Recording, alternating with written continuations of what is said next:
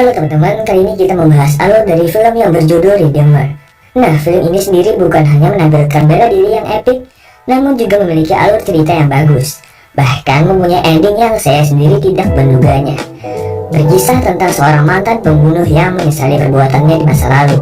Dan untuk itu, ia ingin menebus dosanya tersebut dengan membantai orang yang ia anggap sebagai penjahat. Karenanya, ia dikenal sebagai sang penebus. Jadi apa masa lalunya? Dan mampukah ia menjadi sang penebus? Daripada lebih lama, yuk kita mulai ceritanya, man. Film dimulai dengan seorang pria yang sedang menyiapkan barang-barangnya, yang bernama Pardo. Ia adalah seorang pria yang taat agama. Tak jarang Pardo selalu ke gereja. Namun di situ ia melihat kejadian yang aneh, di mana ia melihat seseorang yang terlihat menyembunyikan sesuatu barang dengan perasaan takut. Karena sangat mencurigakan, Pardo pun lalu mengikutinya sampai orang tersebut tiba di pelabuhan. Di situ juga ia dihajar habis-habisan oleh sekelompok orang-orang yang sedang mencari sebuah tas. Walaupun disiksa beberapa kali, pria tersebut tetap mengatakan bahwa ia tidak tahu apa-apa. Kemudian setelah selesai, Pardo membantu mengantarkannya ke rumah pria tersebut. Sesampainya mereka disambut oleh sang istri yang bernama Antonia dan suaminya yang babak belur tadi bernama Agustin. Mereka juga mempunyai seorang anak yang berpenyakitan. Dan karena mereka tidak memiliki uang lebih, akibatnya sampai sekarang pun ia belum mendapatkan pendonor. Melihat keadaan di rumah semakin berbahaya, ibunya pun lalu menyuruh anaknya pergi ke rumah bibinya. Kemudian Pardo bertanya pada Agus, apa yang ia minta pada Tuhan di gereja sebelumnya. Agus pun menjawab bahwa ia ingin orang-orang yang menghajarnya tadi pergi, dan ia hanya ingin bekerja dengan damai. Mendengar hal itu, Pardo kemudian melakukan ritualnya, di mana ia akan menembak kepalanya dengan pistol. Loh, berarti mati dong, Bang? Ya enggak lah, jadi Pardo di situ memasukkan satu peluru saja dalam 6 selongsong. Ya artinya ada 5 yang tidak ada pelurunya, menjadikan ini sebuah pertaruhan. Pardo beranggapan jika ia tertembak, ia akan mati. Namun jika tidak, berarti Tuhan mengizinkannya untuk membalas perbuatan mereka. Itulah mengapa ia dijuluki sang penebus. Kemudian Pardo datang seorang diri dan menantang orang-orang pelabuhan sebelumnya. Melihat Pardo sendirian saja, mereka semua secara bersamaan menghajarnya.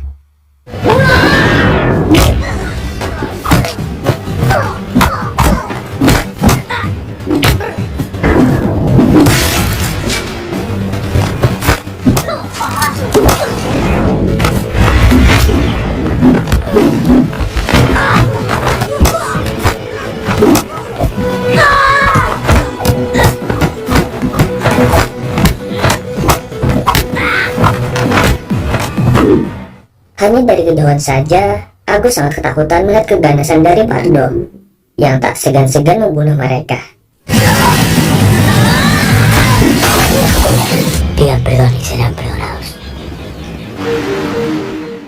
Setelah itu, Pardo mengambil jarahannya dan mempersembahkannya ke gereja. Namun di setiap sudut kota, nampak beberapa orang yang bersenjata lengkap. Ia pun dengan hati-hati kembali ke rumah Agus.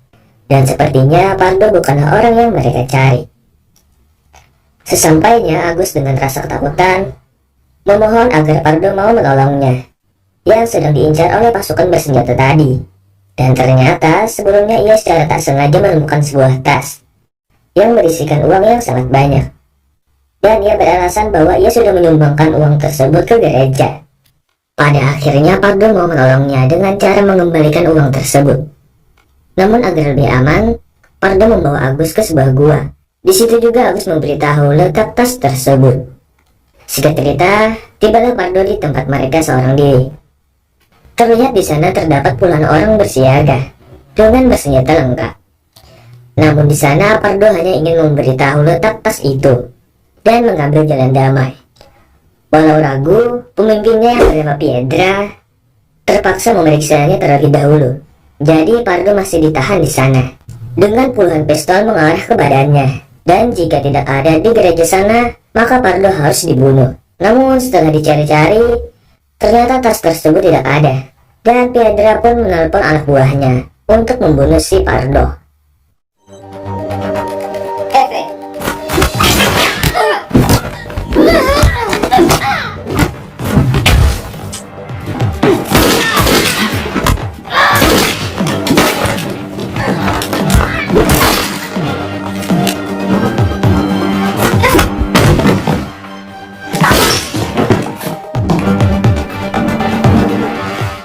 Hingga bukannya Pardo yang terbunuh, namun anak buah Pietro sendiri yang telah dibantai.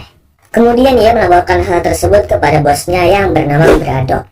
Dan Braddock ini merupakan seorang bos bandar narkoba. Jadi uang yang dicari itu adalah milik Braddock dari hasil narkoba tadi. Cerita berpindah di mana Pardo kembali ke gua tersebut. Namun ia sangat terkejut melihat mereka berdua memiliki tas tersebut. Ngeselin banget anjir. Di situ Antonia mencoba menghentikannya. Namun Pardo dengan paksa mengambil tas tersebut. Dan sekali lagi Antonia memohon agar uang itu tidak dikembalikan, karena katanya itu adalah satu-satunya cara agar sang anak bisa selamat dari penyakitnya. Akan tetapi Pardo tetap membawanya dan mengembalikannya ke Braddock. Bicara soal anak, kini Pardo mengingat kembali masa lalunya yang membuatnya bimbang mengambil keputusan.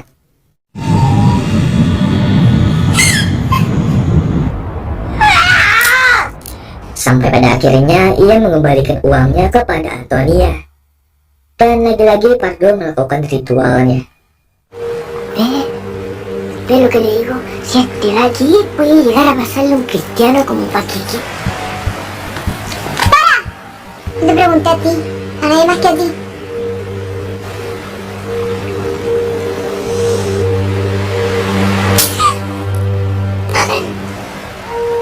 Cerita berlanjut di mana Pardo sedang memantau pergerakan dari organisasi tersebut dan mencoba mengikutinya.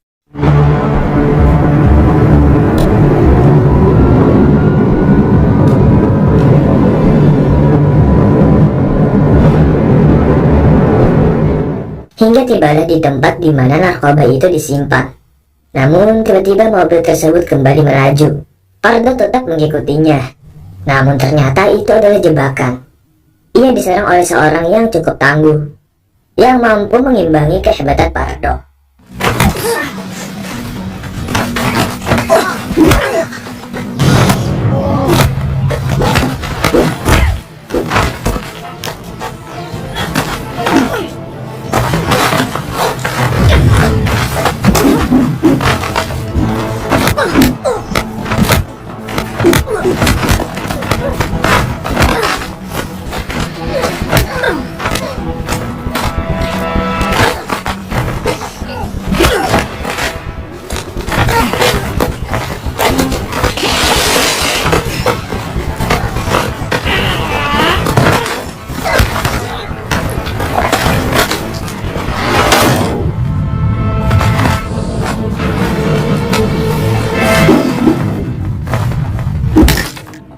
Akan tetapi tetap saja Pardo yang memenangkan duel tersebut.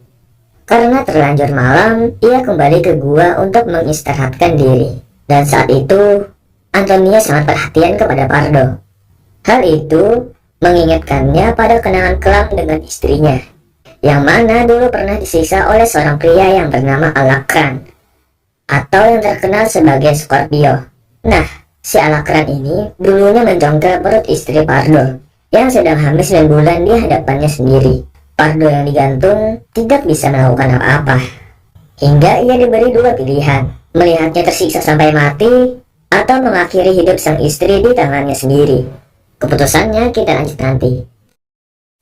Besoknya Pardo bersiap untuk pergi ke markas mereka. Agustin sendiri mencoba berenang ke pelabuhan guna mengambil kapalnya kembali untuk melarikan diri dari sana. Namun naas dia ketahuan, yang membuatnya kembali menyelam.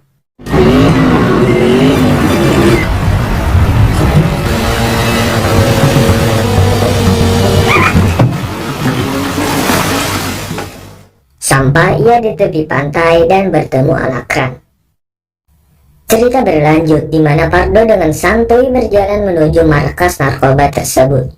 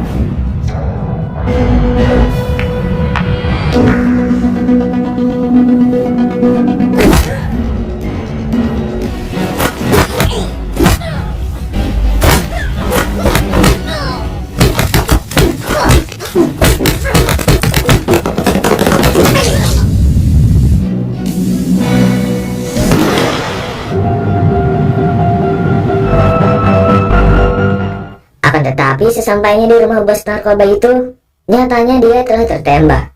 Dan di situ Alakran memukulnya dengan keras. Pendejo. Hingga masa lalu Pardo pun terjawab.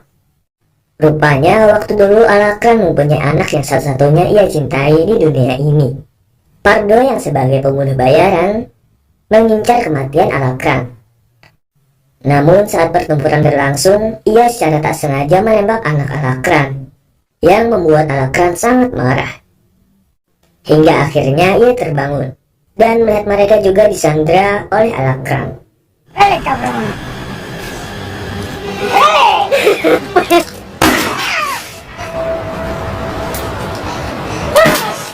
¡Dale! ¡No, lo mato! Sampai ia menyuruh Antonia agar menembak kepalanya. Hal itu mengingatkan Pardo pada istrinya.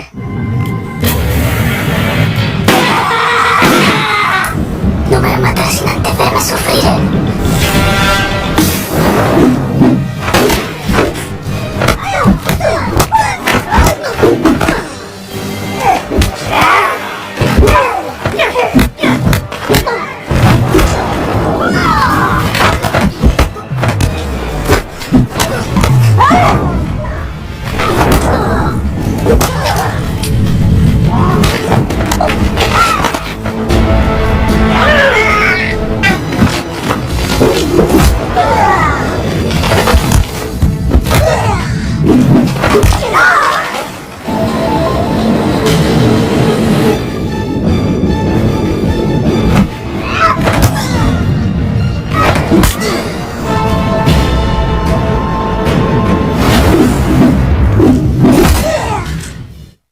Cerita lalu diakhiri dengan kemenangan Pardo. Dan di situ ia tidak membunuh Alakran. Malah ia menyuruhnya bertobat dan membasmi para penjahat, seperti yang dilakukan Pardo selama ini, agar kelak ia juga akan bertemu dengan anaknya di surga nanti. Jadi menurut kalian, apakah Alakran memang pantas untuk tidak dibunuh? Atau seharusnya Alakran dibunuh untuk membalas dendamkan istri Pardo? Tulis pendapat kalian di kolom komentar ya teman-teman. Tolong bantu like dan subscribe agar tidak ketinggalan video selanjutnya. Terima kasih. Once again.